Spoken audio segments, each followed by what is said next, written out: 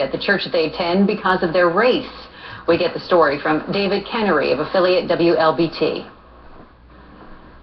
They had set the date, printed up, and mailed out all the invitations, but the day before wedding bells were to ring for Charles and Tiandria, they say they got some bad news from the pastor. The congregation had decided that no black couple could be married at their church, and that if he went on to have to marry us, then they would vote him out and he would be put out of the church. The Wilsons were trying to get married at the predominantly white First Baptist Church of Crystal Springs, a church they attend regularly but are not members of. We couldn't have the wedding at the church. He had people in the sanctuary that was pitching a fit about us being a black couple. I mean, I didn't like it at all because I wasn't brought up to be racist. I was brought up in the church all my life to love and care for everybody. Church pastor Dr. Stan Weatherford says he was taken by surprise by what he calls a small minority against the black marriage at the church.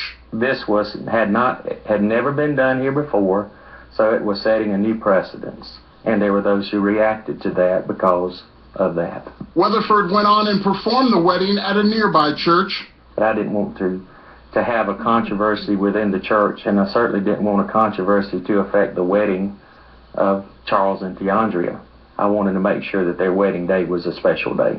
After months of planning, the newlyweds say they had no choice but to go through with the wedding at the new location, but they still can't understand why a church would ban their wedding because of race. I blame First Baptist Church in Crystal Springs. I blame those members who knew and called themselves being Christians and didn't stand up. Church officials say they welcome any race into their congregation. They now plan to hold internal meetings on how to move forward should this situation reoccur. I was prepared to just go ahead and do the wedding here, just like it was planned and just like we had agreed to. I was just looking for an opportunity, an option to be able to address a need within our congregation and at the same time minister to them. That was David Kennery of affiliate WLBT. The First Baptist Church in Crystal Springs has been there since 1883. They're now holding internal meetings to decide what to do the next time an African-American couple asks to get married there. That is, if another couple ever asks to get married there.